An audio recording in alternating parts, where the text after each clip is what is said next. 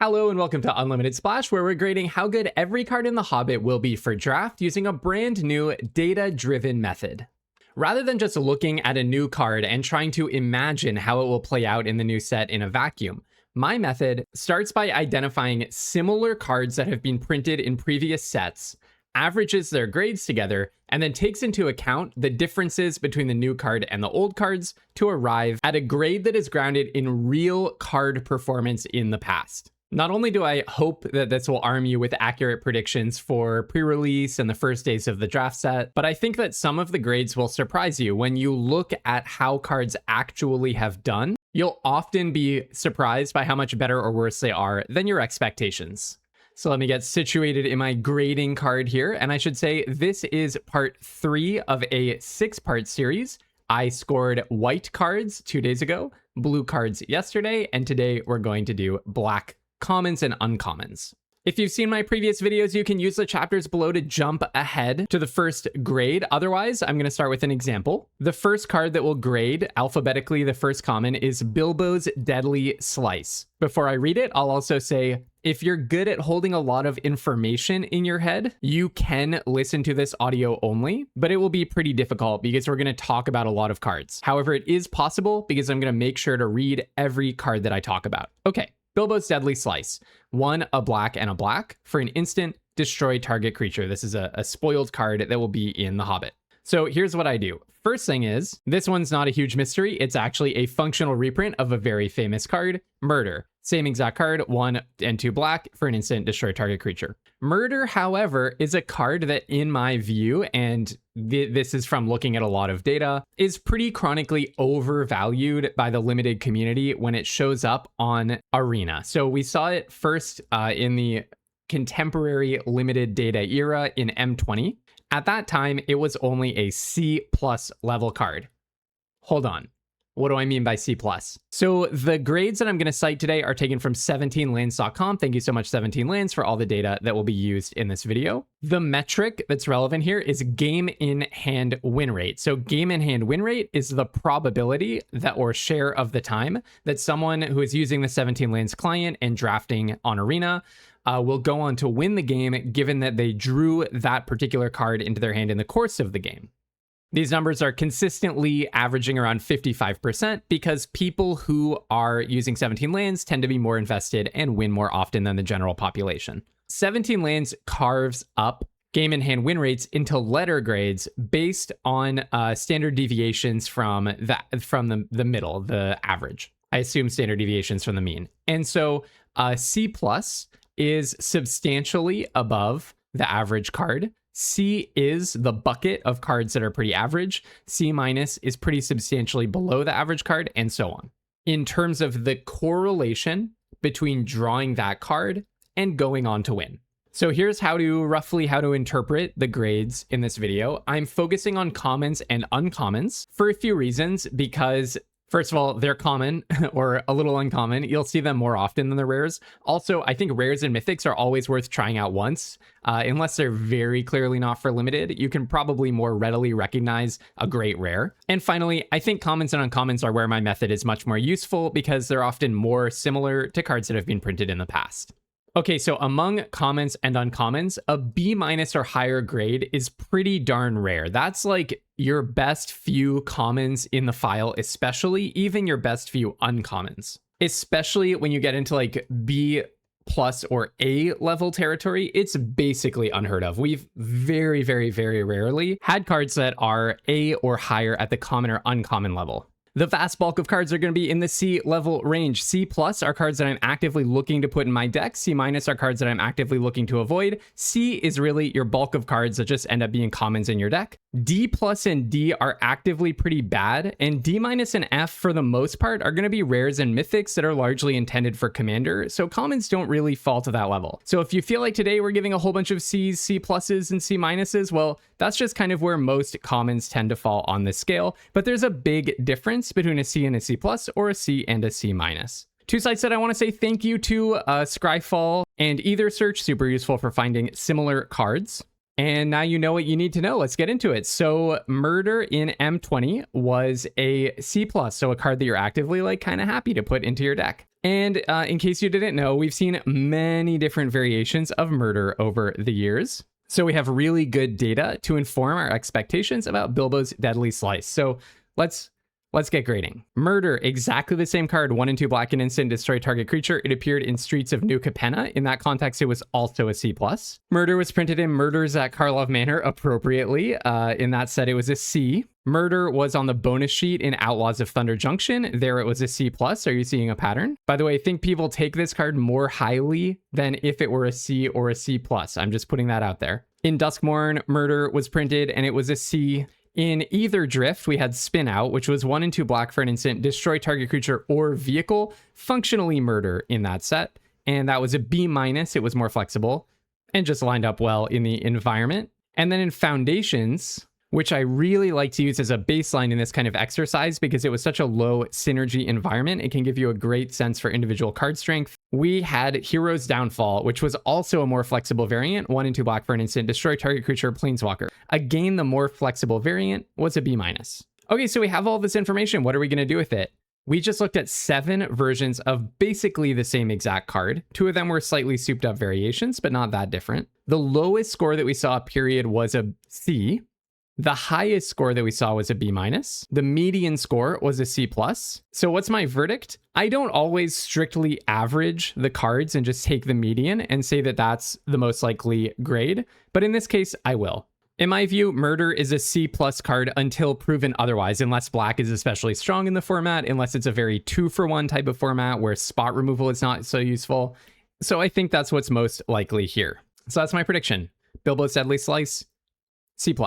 And if you do like what I'm doing here, make sure that you're subscribed to this channel. This is part 3 of a 3-part series. To see the rest of the colors, red, green, and multicolor and colorless, the easiest way not to miss those is to make sure that you're subscribed to Unlimited Splash here on YouTube. And if you're already subscribed, I am posting these videos at least the day before, and several I'm gonna hope to post more than a day before. One of the perks that members of my channel get is early access to new videos. So if you want a little bit more time to try to see these videos before the set releases on Arena, and hopefully, fingers crossed, before your pre-release, go ahead and consider joining as a member. And a huge thank you and shout out to the people who have joined as a member. I want to personally and really sincerely thank Robo2Raptor, Voltan Ignacio, Cherub Meyer, Radu Lupescu, H.U. Ivans, I don't know if I'm supposed to try to pronounce your name, Laughing Tiger, Robert Gauthier, Overcaffeinated Fox, and Dijobo. I'm so grateful to every one of you. Thank you so much.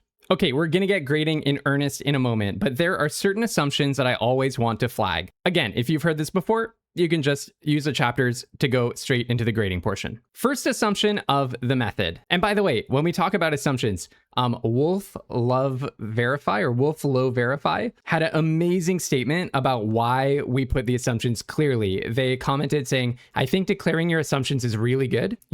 So the viewer, has a clear understanding of the possible pitfalls that the method could fall into, and that makes this information a lot more effective. We know what kinds of grains of salt to take when considering my ratings. That was a beautiful encapsulation of what I hope this type of video adds. Okay, so the first important thing to mention is that I'm only considering the raw strength of cards in a vacuum in putting together these ratings. So you could very reasonably say, well, if red is really good, or if today we're doing black, if black is really good, then, won't all of your ratings be like underestimating the strength? So I have a few responses to that. The first is, I don't think there's a very simple way to adjust for it, because color pairs or color strength is partly composed of how strong the original cards are. There's in econometrics, this is a multi-causal system. In fact, like one thing causing the other and then the other thing causing it. So shout out to Florian Schweitzer, who posted a really interesting version of this, but a lot of people have thought about it. And I want to mention the case of, say, Machinesmith Automaton in Marvel. So Machinesmith Automaton was 2 and a red for a 2/2 robot villain with trample. When another artifact you control enters, put a +1/+1 counter on this creature. I'll tell you right now, this type of card typically performs very badly in the limited data. I knew in advance, before the set ever dropped, that this was going to be a bad card. I don't think many people thought it was going to be great. Okay, so is red, and then it turns out red is terrible in Marvel. A bunch of red cards are doing really badly. Machinesmith Automaton is one of them. Is red bad because the red cards are bad, and that's partly Machinesmith Automaton's fault? Or is Machinesmith Automaton bad because red is bad? The fact is both are true.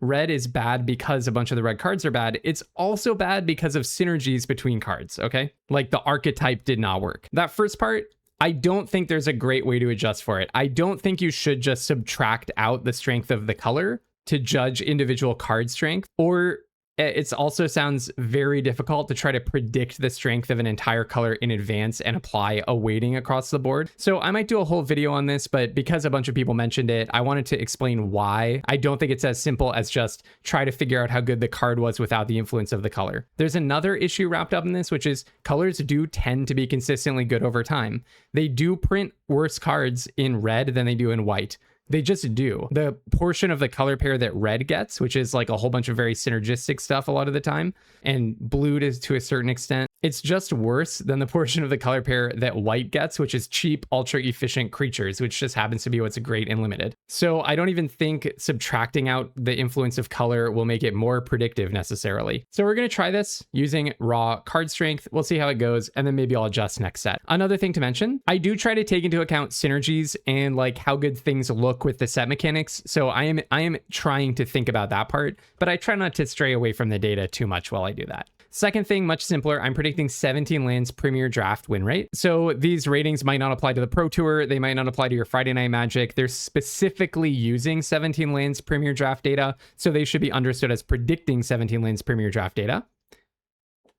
Ryan Paulson asked an excellent question about the fact that this is going to be a pick 2 set. Primarily, it's a small set. You should think about these predictions as being for Premier Draft, and then, you know, do some thinking, like apply some weighting or whatever after the fact, reasoning to decide how you want to shift it for pick 2. But you should judge these predictions and use these predictions as if they are for how this set will perform in Premier Draft, which I assume Wizards will make possible. I assume it's going to be up for both pick 2 and Premier. Okay, finally, last point.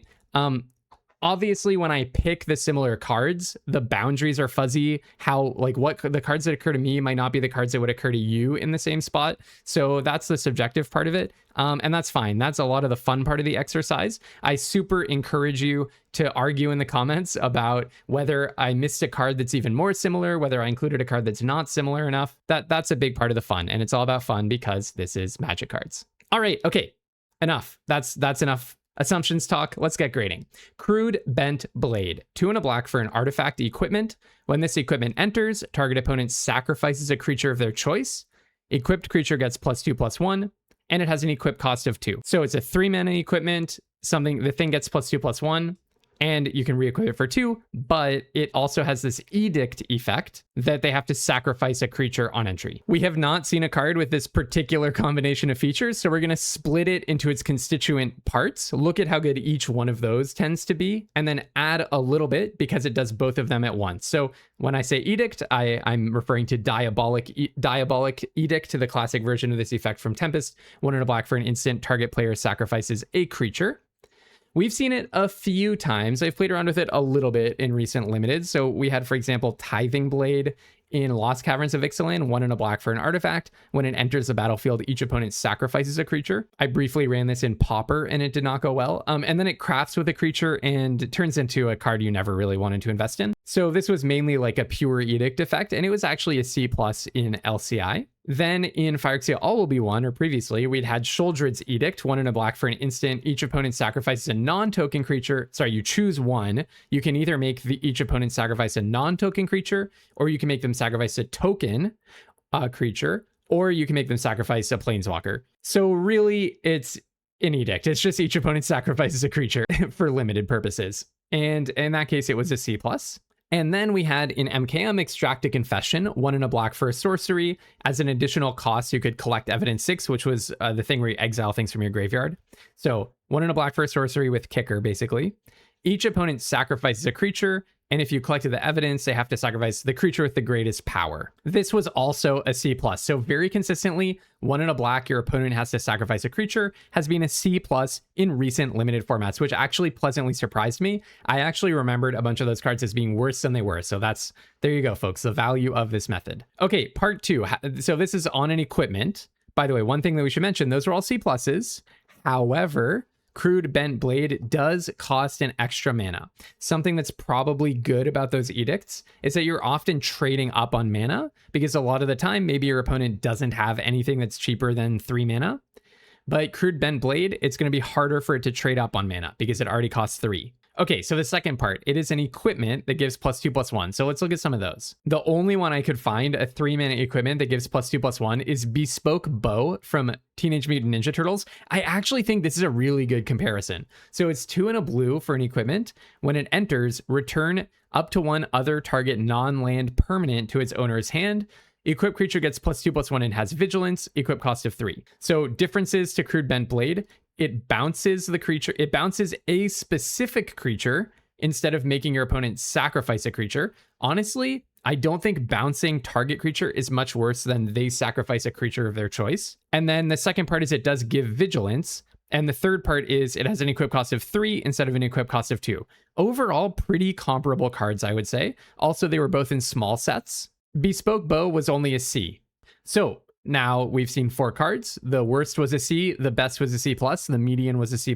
What do I think? For Crude Bent Blade, I think I'm going to go C. I could imagine it being a C+, I could imagine it being a C-, but it feels like a very mediocre card, like the most definitional mediocre card in my view. 3 mana, they have to sack something and you get a buff on one of your creatures eventually for forever.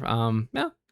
Seems perfectly fine. The thing is, I'm shaving off a few points from the edicts because it costs more mana than they did. And I think that matters more than having the equipment stick around, especially since those edicts still gave you something else. Like the one of them had craft, the other one had collect evidence. Okay, and then I also think it's really comparable to Bespoke Bow, and that one was a C. So for all those reasons, I'm landing on C. I will note, I think this one is off of the equipment archetype, right? So that's maybe like a little weird. All right, next up, we have Front Porch Sentries, a 2/2 for 1 and a black Goblin Soldier. When it dies, target creature an opponent controls gets -1/-1 until end of turn. This is, in fact, a straight up functional reprint of a goblin that we've seen before, Splatter Goblin.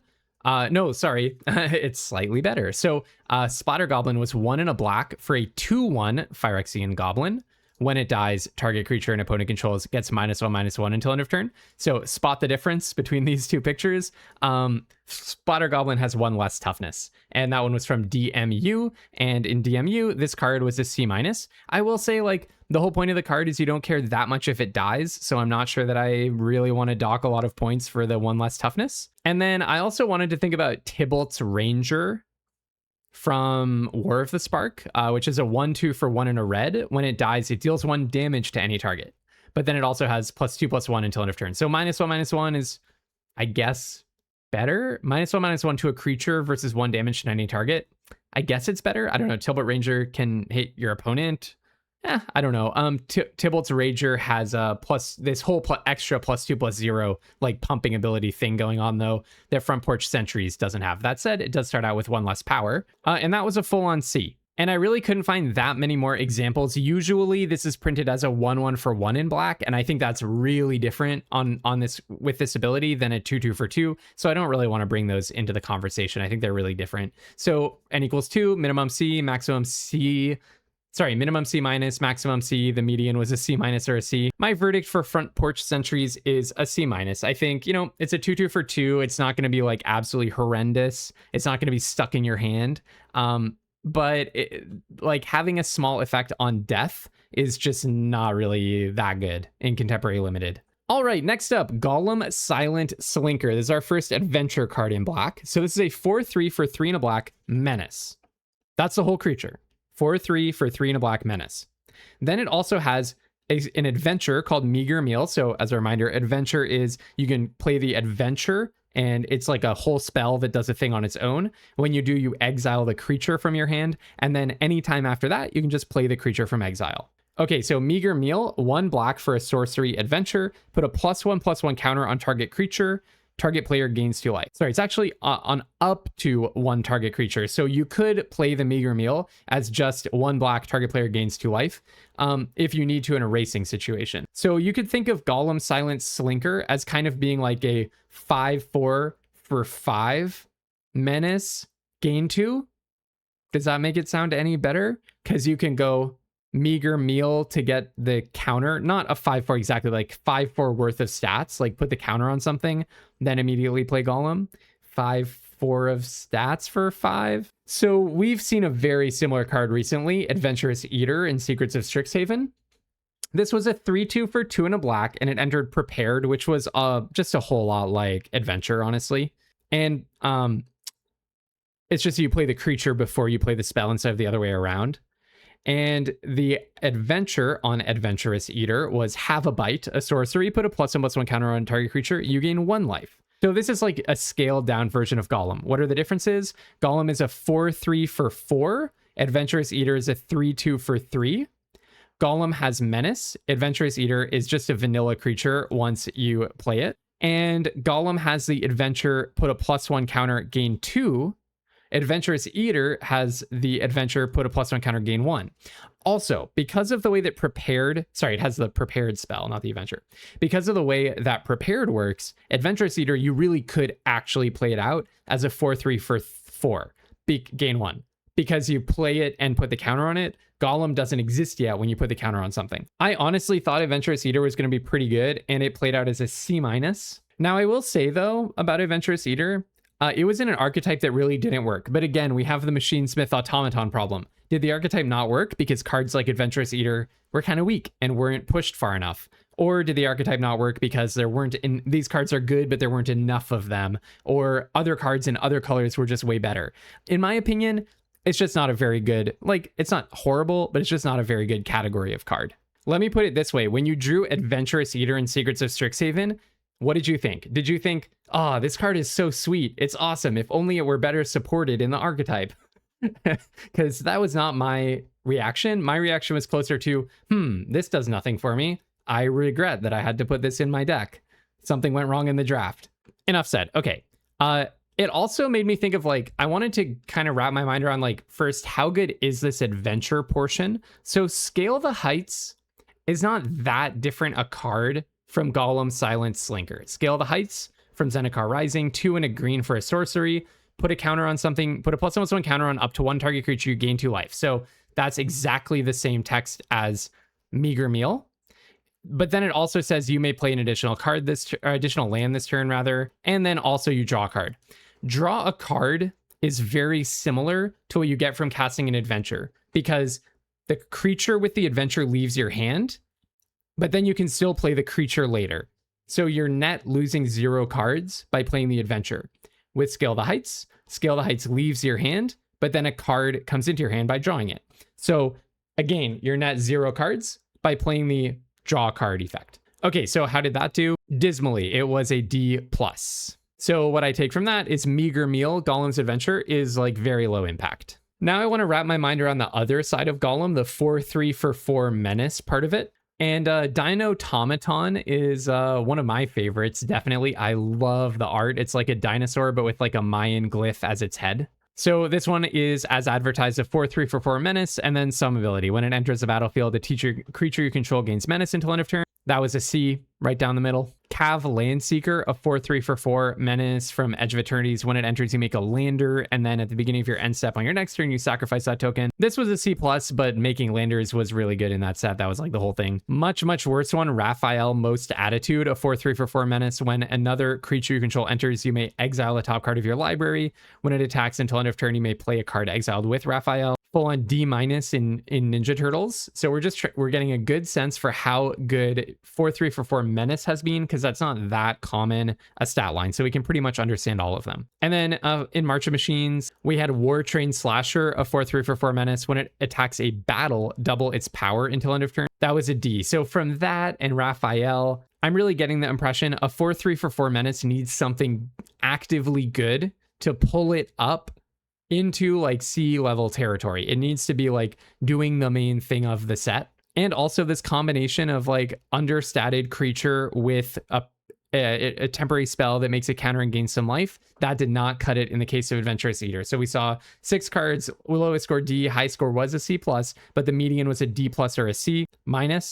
I am going to shoot low on this one. I believe Gollum could just be a straight up D. I'm not going to be looking to put Gollum in my deck. Now, Adventurous Eater did perform as a C-, and that's the most similar card. and in the context of an archetype that really did not work at all. It was by far the worst thing to be doing in the set. So that does point to, hey, maybe Gollum could be better, maybe better than a C-, maybe it's actually a C. But I think that 1 extra mana really matters.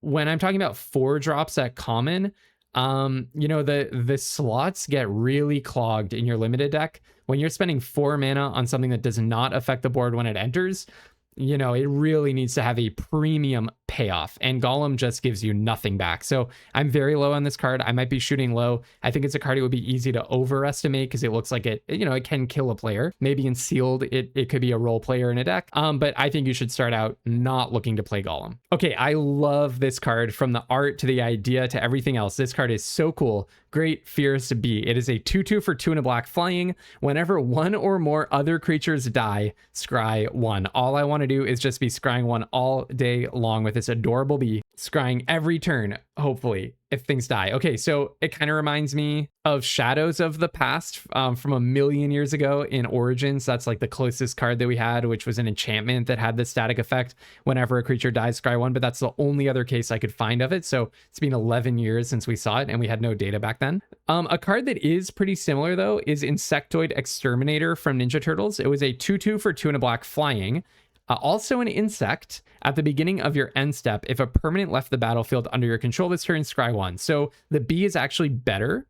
Insectoid Exterminator, maybe it's not quite better. There's a trade-off. Insectoid Exterminator says if a permanent left the battlefield under your control, the main way that happened in that format was you had little tokens that you could pop to give something a +1/+1 counter. There was also, I don't know, some food or whatever, some bounce spells, I guess. So there are more ways to trigger Insectoid Exterminator. However, it's only under your control, so it doesn't count when your opponent's stuff dies. Great Fierce Bee gives all of your removal spell, scry 1. Insectoid Exterminator, though, was a D- level card, I'm afraid. I also want to make some comparison to Holy Cow. So this was a 2/2 for 2 and a white flash flying. When it enters, you gain 2 and scry 1. The reason I want to make that comparison, okay, look, Holy Cow, that was from Outlaws of Thunder Junction. It has flash. It has an extra gain to attach to it. The scry happens immediately, but you don't get the repeated scrying. So the floor on the power level is lower. Sorry, the floor is a lot higher. The ceiling is lower. But I also think Holy Cow just clearly should be better. Like, getting something immediately in draft is better than not getting it immediately, but having a best case scenario where you can get a lot of it, right? You would always rather just get paid up front in draft. And so I think Holy Cow puts a realistic ceiling. Like, we should shoot under however good Holy Cow was when we're evaluating Great Fierce Bee. And Holy Cow is a B-, so we should not be looking in the B level territory, is what that tells me. Because it's challenging to evaluate in a vacuum a card that you've just never seen the likes of before. Okay, so I could not find that many other analogs. I'm not going to get into the whole story of Wind Drakes and how 2/2 for 3 flying is a really bad stat line. But if you look at, so we looked at 2 cards. The worst was a D-, the best was a B-. We're somewhere between D- and B-. Honestly, I'm just going to go with C. We have very sparse data on this one. I could go either way. If this ends up being a D+ or something, I won't be shocked. I would be pretty surprised if it's as bad as like a D. I mean, a 2-power flyer for 3, it'll only get so bad, right? But also, you know, how many scries do you have to get out of this guy before you're actively happy to have it? I don't know. I'm probably thinking like at least 2, 3, 4 maybe. So at least 2 probably is where I would land. So that's going to happen, I don't know, like 50% of the time. So 50% of the time you'll be happy, 50% you'll be sad. So C sounds reasonable. Oh, that's how I'm thinking. That said, I will always have a huge soft spot for it. All right, next up we have Rage into the Valley, and Rage is not a misnomer here. So this is 2 and a black for a sorcery. You draw a card and lose 1 life. Amass Goblins 2. This is our first Amass card, I believe. So that's put 2 +1/+1 counters on an army you control. It's also a goblin. If you don't control an army, create a 0/0 black goblin army creature token first. So if you don't have an army, you make a 2/2 goblin. If you do have an army, you give that army +2/+2, and the army's a creature token. So here's how to think about this. If you don't have an army, it's a classic card, Phyrexian Rager. Phyrexian Rager was a 2/2 for 2 and a black, Phyrexian Horror. When it enters the battlefield, you draw a card and you lose 1 life. Sometimes we get tricked in Magic cards by sorceries that make a creature. This happened a lot in the original Lord of the Rings. Looking worse than creatures that have an enters effect, right? And so looking at Rage into the Valley, the fact that it's a sorcery might make you think it's not that good. But you should read this as a lot of the time being a 2/2 that when it enters, draw one and lose one. And Phyrexian Rager has been that card since Apocalypse. When it was printed in DMU, it was a C+. It's like a solid limited template. Now, I do want to say Rage into the Valley will sometimes be worse than that, because put 2 +1/+1 counters on a card, draw a card, and lose 1 life. That's going to be a lot worse than make an entire 2/2, draw a card, and lose 1 life. So I would shoot a little under Phyrexian Rager in evaluating this card. So I was looking for some other comparable cards. I thought Moonglove Extractor is a clearly worse card. We have Phyrexian Rager, which is maybe a shade better. Let's try to triangulate with a clearly worse card. So Moonglove Extractor from Lorwyn Eclipsed was a 2/1 for 2 and a black. When it enters, draw a card, or when it attacks, draw a card and lose 1 life. Way worse than when it enters. A lot of the time, this thing is just stuck sitting there, not able to draw you a card because they have a 3/3 and you can't attack. That was a D+. It's clearly worse. So now I'm thinking somewhere between D+ and C+. Another interesting point of comparison is a Rokusaki Shredder Rising, 2 and a black for a 3/1. When it deals combat damage to a player, you draw a card and lose 1 life. And it had Sneak for 2, which was like ninjutsu. You return a unblocked attacking creature and put this in instead of it for 2 mana. Now, a Rokusaki, okay, it's pretty different, but it just helps us see one more data point. That was a C+. Now I'm going to, everyone's going to be on my case for this comparison. But let's challenge ourselves. Why is Rage into the Valley different from Hero in Training from Marvel? A 2/2 for 2 and a white. When it enters, draw a card. If you control another hero, you gain 2 life. Okay, the obvious answer is, okay, first of all, this thing that we talked about where a mass is not always making a 2/2. It could just be 2 +1/+1 counters. But the difference is that even when you're just thinking about Phyrexian Rager, like suppose it's just a 2/2 in black that does the same thing. The difference is Phyrexian Rager costs you a life. Hero in Training, on average, it maybe gains you a life or 4/3 of a life or something, depending on how often you think you have a hero out. So that was a crushingly good card. But in Marvel, not only was white really good, it was partly really good because it had Hero in Training. But also, this is more consistent with like the white game plan. Just like curve out and play a whole bunch of creatures. With black, it usually does not have the same kind of hyper efficient cheap creature aggro support. So I think being in a different color probably makes a bit of a difference. But it's like, is the life really the thing that we care about? I'm not sure Rage into the Valley is that much worse. If black in Hobbit ends up being as good as white in Marvel, maybe Rage into the Valley would be like a B-, maybe even a B. But okay, we're talking averages and expectations here. So we've looked at 4 cards. The worst was a D+, the best was a B, median was a C+. I'm going to lean C+. If it's a B-, I'm going to be so not surprised. If it's a C-, I'm going to be really surprised. So sounds like a C+ to me. The next one is a deep one, Ravening Warg. It is a 2/2 for 1 and a black, Death Touch. Whenever this creature attacks while you control a creature with power 4 or greater, you gain 2 life. Okay. There are a few different parts to this, and we haven't seen them all in one creature yet. So the first part is that when you do combat and control something with power 4 or greater is a template that they've used in the past. So let's look at some cards that have that. And I want to focus on ones with a similar stat line. I said whenever possible, I really like to invoke cards from Foundations to give us a clean, low synergy comparison point. Courageous Goblin was printed in Foundations as a 2/2 for 1 and a red. When it attacks while you control a creature with power 4 or greater, it gets +1/+0 and gains Menace. Probably a little less support, but also a slightly more powerful ability when you are able to activate it. That one was a C-. Next one from Wilds of Eldraine, Boundary Lands Ranger, was a 2/2 for 1 and a red. At the beginning of combat on your turn, if you control a creature with power 4 or greater, you may discard a card. If you do, draw a card. That was a C. I think it's a better version than gain 2 or gets +1 and Menace. And then we also had Picnic Ruiner in Wilds of Eldraine. Maybe the best version of this that we've seen. It was a 2/2 for 1 and a red. When it attacks while you control a creature with power 4 or greater, it gains double strike until end of turn. So 2/2 for 2, but it attacks as a 4 power creature essentially. And then it had an adventure on it that did some good stuff, distributing counters. That one was a C+. Okay, so that was the first part. And I will say, I'm usually not a believer in this power 4 or greater thing. It usually doesn't work. The last one I'm thinking of is like Avatar. It like really fell flat. And in Foundations, it was also bad. It's just been bad a lot of the time. So I'm starting out skeptical of those abilities, but a 2/2 for 2, you're not like paying in the stats, you know, that also has Death Touch in the case of Ravening Warg.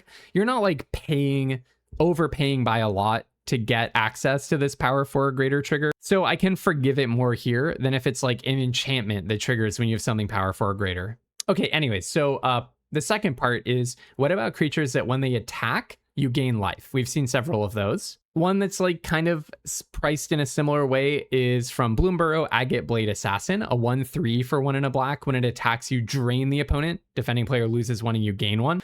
It's net 2 life, so it's probably better than gaining 2 life. It's definitely better than gaining 2 life most of the time, but it, you know, it is net 2 life, so not that different. And it's a 1/3 instead of a 2/2 Death Touch. That part's important. That was a C-.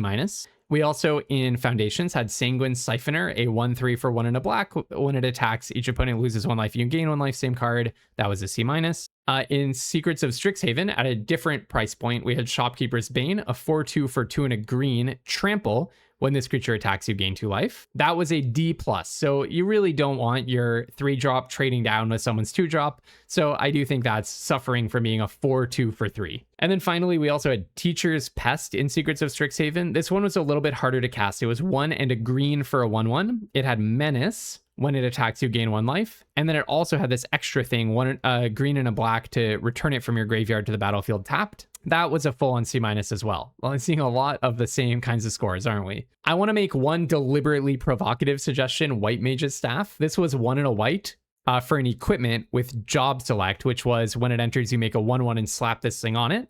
Equipped creature gets +1/+1, and when it attacks, you gain 1 life. And then you can re-equip it for 3. This was a really good card. It was a B-, but it's different in many ways, right? I'm looking for the ceiling here, a level that we just shouldn't go up to, I think, because White Mage's Staff has a lot of advantages. Like, you can re-equip it to a flyer. There were synergies, like equipment synergies going on, which Ravening Warg does not support or benefit from. So this is like a ceiling. Okay, now there's a third part to it. And again, I guess I haven't said this yet this video. I mean, you're at this point, you're already 40 minutes in, so I don't need to tell you, but this is not a surface level analysis here at Unlimited Splash. We do our homework. So we're going to be considering all the pieces of the card. Okay, so Part 3, it's a 2/2 for 2 Death Touch. We have seen a few of those as well. Blooming Stinger was one in Edge of Eternities, a 2/2 for 1 and a green Death Touch. When this creature enters, another creature you control gains Death Touch until end of turn. So pretty darn close to a vanilla, not vanilla, but like just plain 2/2 for 2 Death Touch, right? And that one was a C+. And finally, I just want to mention Flesh Burrower from Dustmourne. Ugh, that thing looks hideous. A 2/2 for 1 and a green Death Touch. When it attacks, another target creature you control gains Death Touch until end of turn. Okay, C-. So we looked at 10 cards. Minimum was a D+. The maximum, which was deliberately provocative, was a B-. The median was a C-, and actually, like, if you look at it, vast majority was a C-. And I'm actually going to go a tiny bit lower. I just really don't like the whole creature power 4 or greater thing. I do think the fact that you have the armies that you're like building up, it's gonna make it better supported, but it's like, okay, I have to jump through a bunch of hoops and then I end up with what? Like, I get some life back if this thing gets to attack. And anyways, I have a 4/4, so who even really cares what my Ravening Warg is doing? I just don't like, I just don't like this style of card. So C- is maybe more accurate. I'm just going with a gut check of being like, I feel like this is one of the worst ones that I've seen. That said, 2/2 for 2 Death Touch, like C- seems to be a pretty safe landing spot. Also, I seem to grade too nicely. When I analyzed my Marvel grades, I was like too high, like consistently. So I need to play a little bit down, it seems. Next up, this one's pretty interesting. Reverent Howl, 2 and a black for an instant. Choose 1. Target player draws 2 life, draws 2 cards and loses 2 life. Or target creature gets +2/+2 and gains lifelink. So it's either a variant of a classic Sign in Blood, draw 2, lose 2, but it costs 1 more mana. Or it is a combat trick, but it's a bad one. It's +2/+2 and lifelink for 3. No, I just learned that my recording software crashed a while back, so it was still recording, but it didn't update to match the view that I have here. And it means that my video was outside of my card frame this whole time. So you didn't know who was doing the grading. Okay, anyways, I was saying Reverent Howl is, not a good combat trick. The two options are both like not very good on their own, but hey, maybe the flexibility is good. So they've been playing around a lot with Sign in Blood recently and giving optionality to make it better. And I've really appreciated that because I love Sign in Blood. One of my favorite designs along these lines, actually one of my favorite designs period in any recent set, is Shredder's Revenge from, I know, Ninja Turtles. That one was 2 and a black for a sorcery, target player discards 2 cards, or target player draws 2 cards and loses 2 life. So you choose either make them discard 2 or you get to Sign in Blood. That was a C-. It was another optional like Sign in Blood that's improved by having some optionality. Blood Pact was the most recent, just straight up like minimal improvement of Sign in Blood that we've seen recently. So it's 2 and a black for an instant. Target player draws 2 cards and loses 2 life. That was from Midnight Hunt 5 years ago. That was a D+. So just making it an instant and making it cost 2 and a black instead of 2 black, that was not good enough to make it like a good card in limited. Some more versions, because we've seen a few in Marvel. This might have been the first one you thought of. Visions of Villainy, 2 and a black, but it costs 1 less if you control a villain. Draw 2, lose 2. That one was a D+, but also villains like sucked in Marvel, but maybe it's partly because they didn't push the cards far enough, and Visions of Villainy might be one example. Decode Transmissions from Edge of Eternity's 2 and a black for a sorcery, draw 2, lose 2. If a non-land permanent left the battlefield this turn or a spell was warped this turn, instead you draw 2 and they lose 2.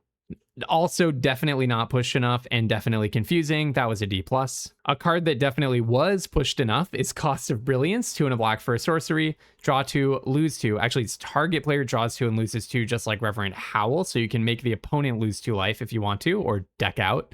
But then also Cost of Brilliance said put a +1/+1 counter on up to 1 target creature. It was almost a color shifted version of Combat Tutorial, which was a phenomenal card in Final Fantasy in blue, and Cost of Brilliance was a B- in Secrets of Strixhaven. Finally, I wanted to mention a different one, but another way they've played around with this theme, Unscrupulous Contractor in Outlaws of Thunder Junction.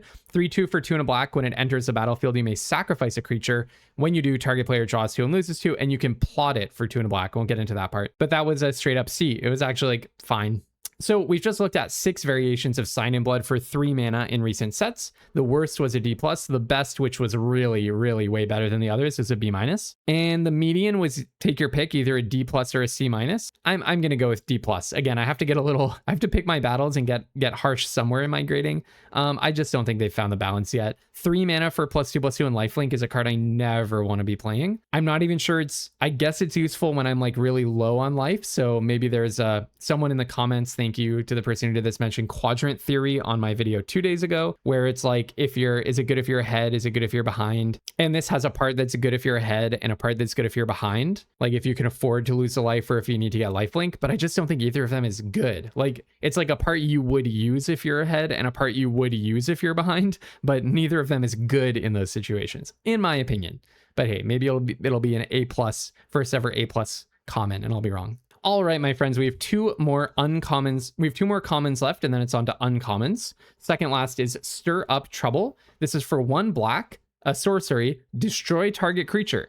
But as an additional cost to cast a spell, you have to sacrifice an artifact or pay 4. This is a variant on Bone Splinters from Shards of Alara, but most recently printed in M20. A simple 1 black for a sorcery. As an additional cost to cast a spell, sacrifice a creature, destroy target creature. So worth noting the specific differences here. You cannot sacrifice an artifact to pay for it. And importantly, you cannot just pay it for 5 mana straight up. Like you don't get this alternate cost of just paying 4 extra to do it. So Stir Up Trouble can be a 5 mana removal spell. Bone Splinters, you just have to sack a creature if you want to play it. That was a C- back in M20. We actually most recently saw Bone Splinters in Dominaria United, and at that time it was a D+. So went from C- to D+.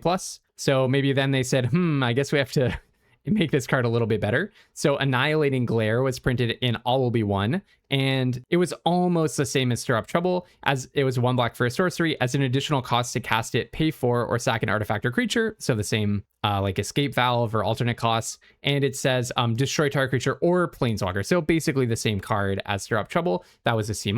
Deadly Precision in Avatar: The Last Airbender was the same exact card In fact, I guess Stir Up Trouble is a full-on functional reprint of Avatar. They look a little different, but I think they do exactly the same thing of Deadly Precision in Avatar, and that was a C+.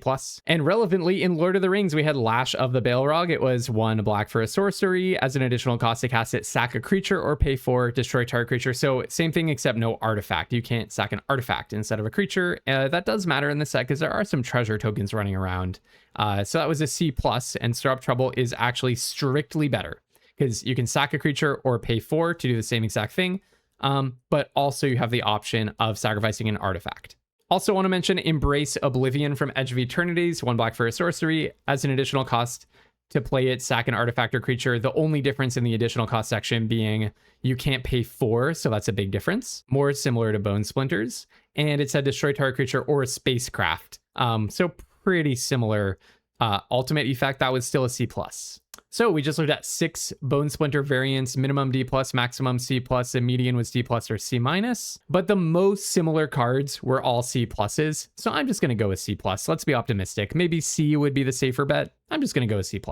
I think there's a lot of support for it too, like lots of little treasures. And the other thing is having the goblin armies lying around means you will more often have cards that you don't mind sacrificing as much, because maybe I have an amass card in my hand and a goblin army out.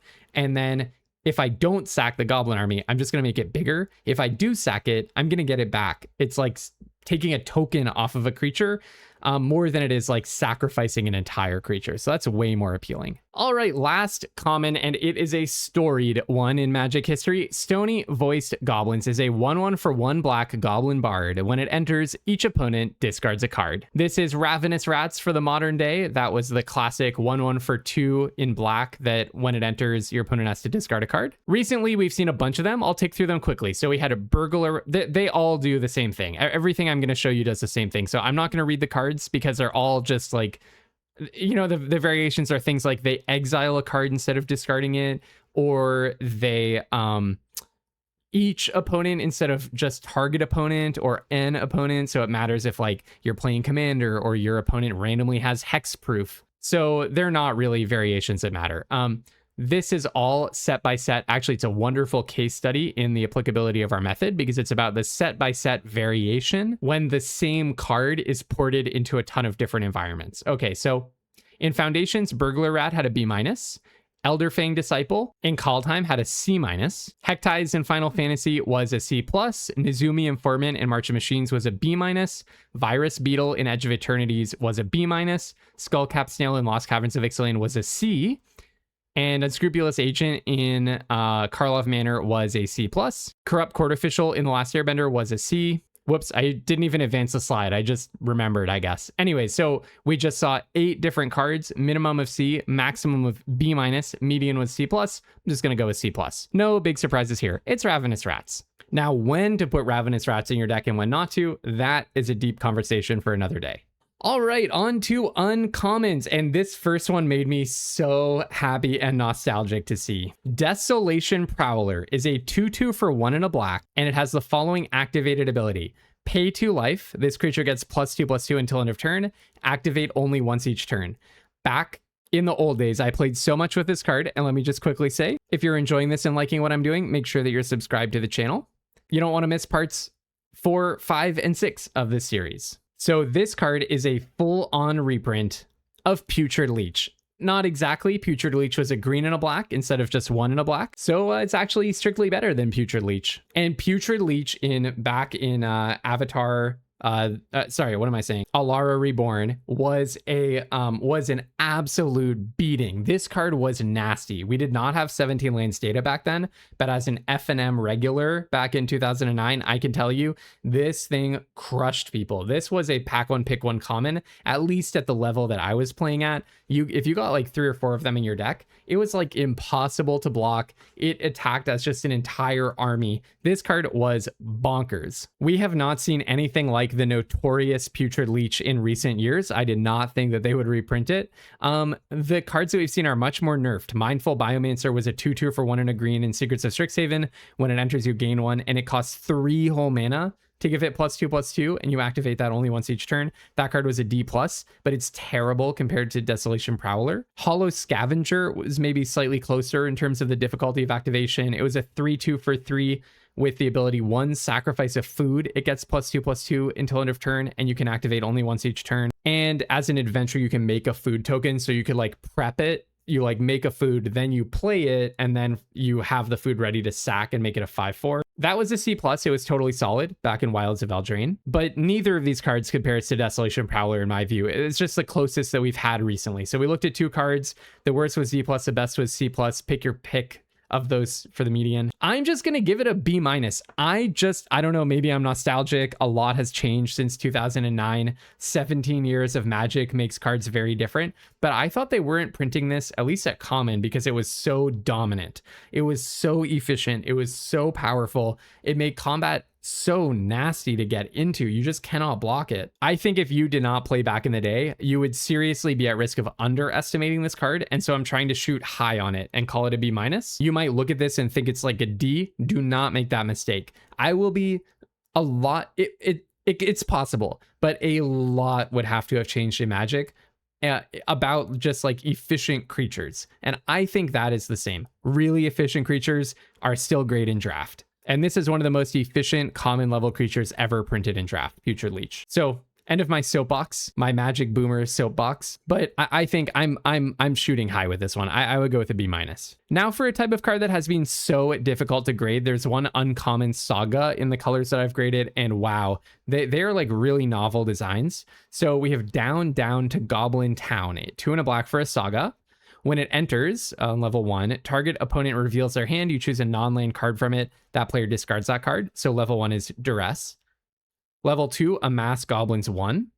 Level 3, target opponent loses 1 life and you gain 1 life. And then the same for level 4. So when all is said and done, you have duressed them, make a 1/1 or put a counter on something, and then drain them for 2 over the span of the next 3 turns. It's really hard to find comparisons for these cards, but it puts me in mind of maybe a fixed up version of Torment of Gollum. In Lord of the Rings, they printed this card 3 and a black for a sorcery.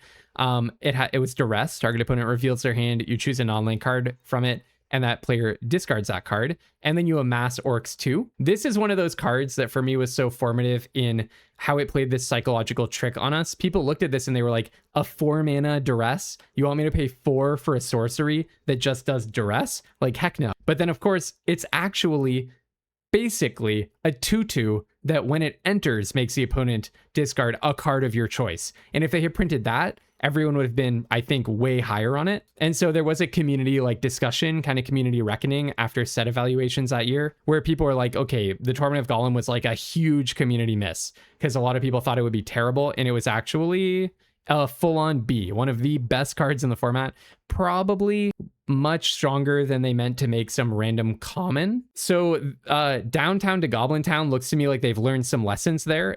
Down to Goblin-town is not a 2/2 or that Duress is on entry by any stretch. It's a Duress that a whole turn later gives you a 1/1 or a counter on something, and then there's some drain attached. So this looks like a nerfed up, fixed up version of Torment of Gollum to me. Okay, Temporal Intervention is another card that is an overpriced Duress as just some kind of comparison point from Edge of Eternities. 2 and a black for a sorcery with Void. So if something left the battlefield this turn, then it can be cast for only 1 mana, just like Duress. And it says target opponent reveals their hand. You choose an online card from it. They discard that card. This is worse, I think. This is definitely worse than down to Goblin-town, definitely. And that was a D, so we should be aiming higher than D, I think. And then Cerebral Confiscation from MKM is another interesting one. 2 and a black for a sorcery. You choose one. Either make them discard 2 cards, or they reveal a card from their hand. You choose a card from it, and they discard that card. Just an optional Duress instead of a Duress with extra stuff. So definitely worse than down to Goblin-town. That was an F. Here's one that I think is a whole lot closer. Actually, Gix's Caress. I was trying to find an overpriced Duress that has a bonus, just like Goblin-town Saga. And Gix's Caress was the only one I could find, but it fits that bill very nicely. So 2 and a black for a sorcery, Duress, create a tapped Power Stone token. And that was a ramp, like an artifact that ramps you. That one was a full-on C+. And I think that's the most similar one to Goblin-town. It's like make a thing that ramps you compared to amass 1, drain 1 twice. They're both not that impactful. So I think these are maybe pretty similar cards. So we looked at 4 cards, minimum of F, maximum of B, median was between D and C+.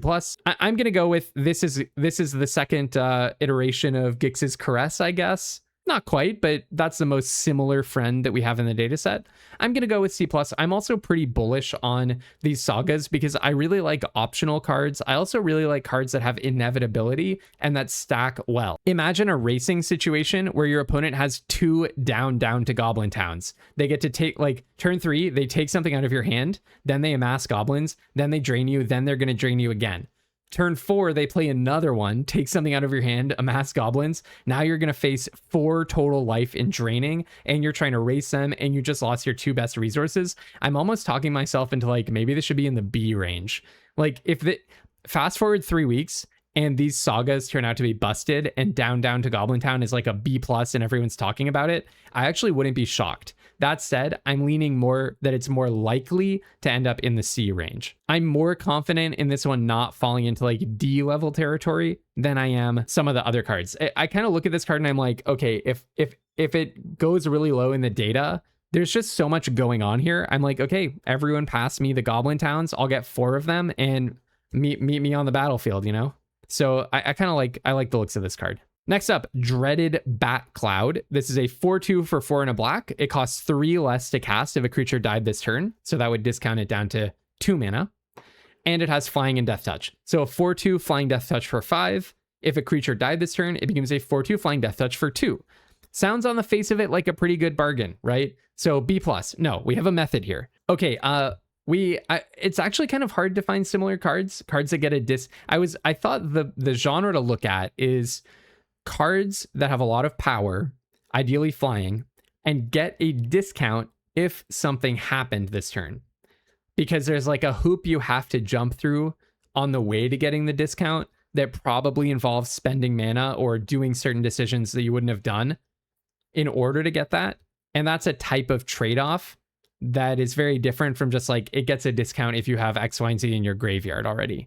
So from Lord of the Rings, there was Gwaihir the Wind Lord, a 4/4 for 4, a white and a blue. Costs 2 less as long as you've drawn 2 or more cards this turn. And it has Flying, Vigilance, and gives all your other birds Vigilance. It's like a pricier card, probably a worse card, but that one was all the way down at D. We also have, from Lord of the Rings, another one that got a discount like this, but this one's much more powerful. The Balrog, Durin's Bane, 7/5 for 5 and a Rakdos. Costs 1 less for each permanent sacrifice this turn, but it had haste and then a bunch of other stuff, like destroy a artifact when it dies, can't be blocked by legendary. So there's a lot going on with this card, but just as a baseline of like expensive card that gets discounts for things that happen that turn, at the best was a C+ in Lord of the Rings. In Edge of Eternities, we had Gigastorm Titan, which was a pretty sweet one. It was a 4/4 for 4 and a blue. Costs 3 less to cast if you've cast another spell this turn. That one was a C+. It was like solid. And then we had Purple Worm back in Forgotten Realms. This was an 8/7 for 5 and 2 green to cost 2 less if a creature died this turn. This was the only, very different stat line. It was the only one I could find that costs less if a creature died this turn from like a recent set that doesn't have all sorts of other stuff. Anyways, that was a C. So we looked at 4 cards. Minimum was D, maximum was C+, median was a C or a C+. I don't know. I don't like this card very much at all. I think a 4/2 for 5 flying is terrible. But I do think there are ways to get creatures to die that you don't mind, like sacrificing one to your pseudo bone splinters. It's hard for me to say, like, the first time I saw this card, I was like, I don't want to go D, but that's because I was thinking about a 4/2 for 5. And a lot of the time, I guess it's just not going to be. So maybe I'll just follow the data and go C. I'm also like, what is this thing doing with Death Touch? Death Touch is like so irrelevant on this creature, right? I assume that's there for some kind of for a flavor reason, not for some kind of gameplay reason. Like a 4 power creature when it gets into combat with another flyer, how often is a Death Touch going to be relevant? I don't know. I don't like this. I won't be drafting it highly, but it's going to kill me a lot because it has 4 power and flying, so it can kill you. So I guess there's that. So okay, I'll go right down the middle, call it a C. Next up, Gathering of Darkness. This is 3 and a black for a sorcery. Return up to 1 target creature card from your graveyard to your hand. Amass Goblins 3. So welcome back, Gravedigger. This is very similar to the classic 2/2 for 4. When it enters, bring a creature from your graveyard to your hand. It's actually better, right? It's like a lot of the time going to be a 3/3 for 4. Bring a creature from your graveyard to your hand. Not quite that, as we've discussed. Like Amass is a little different from just make a 3/3, but not that different. So how good is Gravedigger? It was actually printed in M20. It was a C- at that time. We also saw in Lorwyn Eclipse Grave Shifter, which is exactly Gravedigger, except it has Changeling. It's every creature type. That was a C-. We've also seen Gravedigger-like effects, but they're always nerfed in some way. There was Vampire Soulcaller, a 3/2 for 4 and a black, flying, can't block. When it enters, bring a creature from your graveyard to your hand. That was in Foundations. That was just a middle-of-the-road C. Cheerful Osteomancer in Secrets of Strixhaven was a 4/2 for 3 and a black, enters prepared, and the prepared ability is Raise Dead, bring a creature from your graveyard to your hand. That was a D, but it definitely suffered from being a 4/2 for 4 in the worst color in that set. Then we have Draugr Recruiter from Kaldheim. This was a 3/3 for 4, and then it has Boast 4, which is something you can do if you attack this turn, and only once each turn, you get to bring a creature from your graveyard to your hand. So this was closer to a 3/3 for 4 Gravedigger, but costs a lot more mana to actually do the grave digging, so it's probably worse. And that was an F. Then 2 other more different ones. So there was Fell Horseman.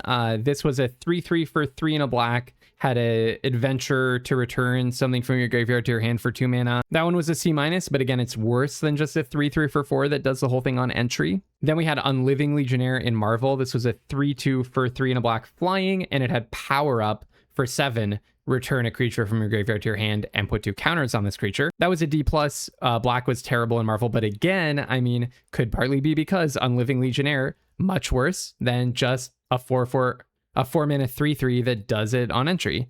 So we saw 7 cards, minimum of F, maximum of C, median of C-. And I think this one is much closer to the C- level. To the C- cards. It might even be slightly better. I wouldn't be shocked for it to be a C, to be quite honest. Maybe even it's better than I'm giving it credit for. Maybe they've pushed Gravedigger far enough for it to be like a C+, dare I imagine. It's still a 3/3 for 4, so I don't want to get kind of ahead of myself. And the history of Gravedigger suggests this is a average or worse than average card, usually worse than average. They have not yet found the amount to push it to where it actually becomes actively good. So maybe they did this time, but we'll see. I'm just going to go with the conservative, probably C- indication of history. Okay, next up, Gnashing of Teeth. 1 and 2 black for a sorcery. Choose one. Target creature gets -5/-5 until end of turn. If that creature would die this turn, exile it instead. Or creatures target player controls get -1/-1 until end of turn. So first up, let's talk about the -5/-5 part of that.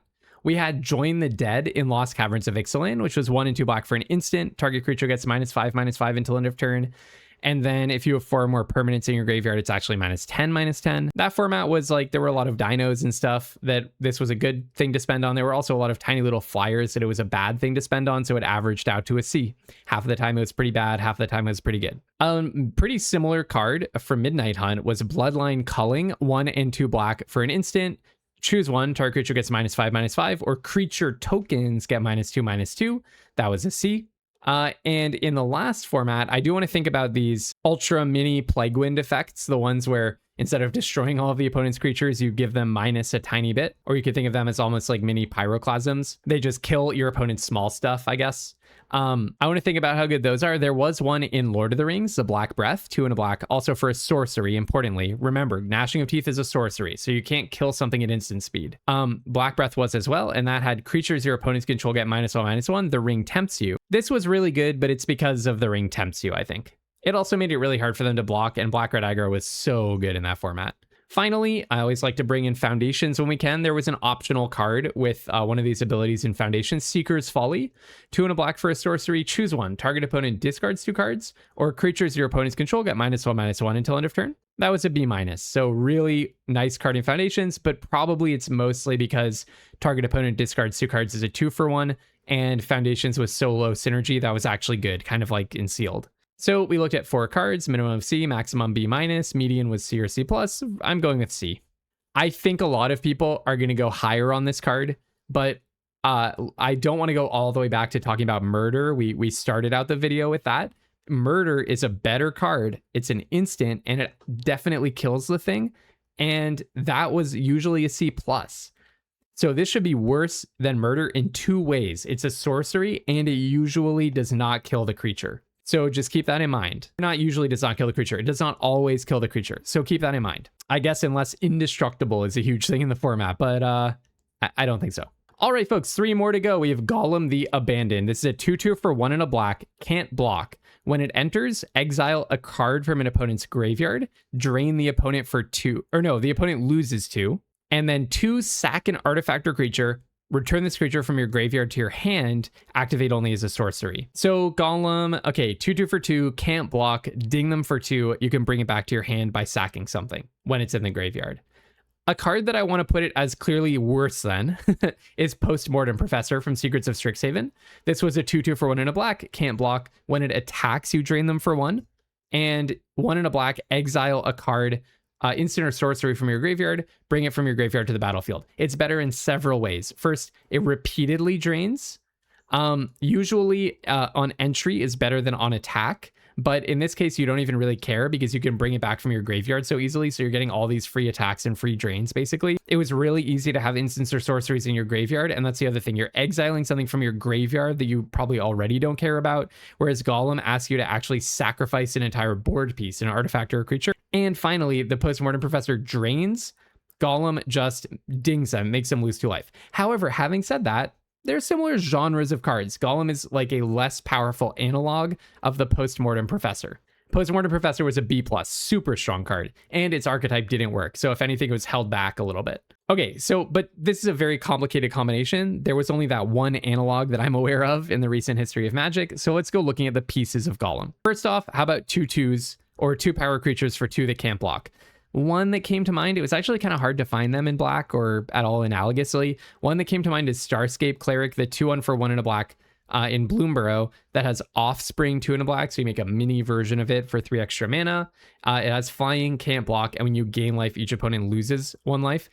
It's probably a better card, but you can see why I'm making the analogy. It has like multiples of itself, whereas Gollum has recursion and it dings them on life gain rather than dinging them on entry. It has evasion. Gollum can probably make some risky attacks because he can come back afterwards. So, okay, I'm going to call it, and that one was a C+. I'm going to call it like kind of similar. Part 2, a 2/2 that can return from the graveyard. We had Merchant of Many Hats in Avatar. That was a 2/2 for 1 and a black. 2 and a black, return it from your graveyard to your hand. That was a C-. In Ikoria, we had the Durable Coil Bug, a 2/2 for 1 and a black. 4 and a black, return it from your graveyard to your hand. So much more expensive than Gollum, but it could also block and you didn't have to sacrifice something. That was a full-on B- in Ikoria. Then in Either Drift, there was a Deathless Pilot, a 2/2 for 1 and a black. It saddles mounts and vehicles as though its power were 2 greater. 3 and a black, return it from your graveyard to your hand. That one was a C-. Okay, and then part 3, cards that when they enter, the opponent loses 2 life. First of all, we had Soul Shackled Zombie in Foundations. This was 3 and a black for a 4/2. When it enters, you exile 2 cards from a graveyard, and if a creature card was exiled this way, you drain the opponent too. So this does the removing things from a graveyard. It also does dinging them too, but different stat line, and it also gains you life. That was a C. And when I was looking at Gollum, I was like, hey, isn't this kind of like Corroding Dragonstorm from Dragonstorm Tarkir? 1 and a black. When it enters, each opponent loses 2 and you gain 2, surveil 2, and then when a dragon you control enters, you bring it back, and you can do that enters effect all over again. So Gollum also has that recursion aspect to it. That was a straight up F though, but it's a pretty different card because it's not an entire 2/2. Okay, so we looked at 7 cards from very different dimensions. Minimum was F, maximum B+, median C. I kind of think maybe like C-. I think Gollum is like pretty limited in a few different ways. Not being able to block means the recursion is going to come up less often. I have to like swing in with it and hope that you kill it, and then I get to bring it back for value. That's not going to happen so often. The fact that it just deals 2 to them is like kind of cool, but I don't know how much. Maybe there's something synergistic I'm missing with exiling things from graveyards. There are some flashback cards and cards that count graveyard, like number of cards in the graveyard. So like maybe it's a good sideboard card in some interactions against like one of those blue decks that cares about the graveyard. But in terms of raw power, not the most impressive. I also don't think sacking something to bring it back is impressive at all. So I'm going to go with C- because 2/2 for 2 with all this stuff going on, probably it can't be all that bad, but I think it's definitely not going to be. I'm confident it's not going to be very good. The only thing that I can think of is like, I don't know, is there some like really powerful synergy with sacking it over and over and generating something, and you can do like loops or something, but even that type of thing doesn't usually affect something's broad win rate because most of the time people are not assembling complicated loops. All right, 2 more to go. Nighthowl Pursuer is a 1/1 for 1 black menace, and it has Ferocious. When it attacks while you control a creature with power 4 or greater, it gets +2/+2 until end of turn. So another 4 or greater card. I want to look at some 1/1 for 1's menace. Not actually as common as you might think. So Lord of the Rings had one, Rohirrim Lancer. This was a 1/1 for 1 menace. When it dies, the ring tempts you. This card was like a beating. It was a B-. When this came down on turn 1, you knew you were in trouble. Ring tempting, though, was a lot better than the ferocious ability on the Nighthowl Pursuer. So I think we should be aiming under B- on the strength of this comparison. Ravine Raider, a 1/1 for 1 menace. It gets +1/+1 until end of turn for 2 mana from Bloomburrow. That was a C. I think the pump ability is better than the pump ability on Nighthowl Pursuer. And then Stalactite Stalker was like a super ceiling on this, a 1/1 for 1 menace that grows in a different way at the beginning of your end step if you decide to put a counter on it. And you can sack it and use it as a removal spell. That was a C+. So we saw 3 cards, n = 3. The worst was a D+. I'm sorry. The worst was a C. The best was a B-. Medium was the median was a C+. I do think it's a shade worse than all of these cards, but maybe not that much worse. I don't know. 1/1 for 1 menace. It could be pretty weak if power 4 or greater is hard. But I'm going to give it the benefit of the doubt that you can get armies stacked up that tall pretty easily. I'm going to go C. If red black aggro is really strong, then hey, maybe B- is like not out of the question. It could end up more like a Rohirrim Lancer, but on paper, Rohirrim Lancer is a better card. Okay, that was actually the last card, but technically, my bad, yesterday I accidentally left one out. I forgot to grade Thranduil's Decree, so we'll do it right now. 4 and 2 blue for an instant counter target spell. If a permanent is countered this way, exile it instead of putting it in their graveyard, and you may cast it without paying its mana cost for as long as it remains exiled. So honestly, this is kind of like counter a spell draw card. Artistic Refusal kind of did that in March Machines. That was a B+. Soka's Haiku was very close to that. That was a C+. Looking at those two and putting them together, I'm going to slap this one on C+. All right, folks, another day, another color finished and reviewed. That's black in the books and actually finishing blue, which I slightly did not succeed in doing yesterday. Tomorrow, I'm going to be back with red, and I'm actually 2 colors away from being done after that. So then we have green, and then we have multicolor and colorless at the end. All right, so until tomorrow, have tons of fun playing Magic, and don't be afraid to splash.